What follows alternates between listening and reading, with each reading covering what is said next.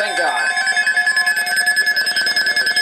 Norton has expanded the flood watch to include portions of Massachusetts and Rhode Island, including the following areas in Massachusetts: Central Middlesex, Massachusetts; Eastern Essex, Massachusetts; Eastern Norfolk, Massachusetts; Eastern Plymouth, Massachusetts; Northern Bristol, Massachusetts; Southeast Middlesex, Massachusetts; Southern Bristol, Massachusetts; Southern Plymouth, Massachusetts; Suffolk, Massachusetts; Western Essex, Massachusetts; Western Norfolk, Massachusetts; and Western Plymouth, Massachusetts.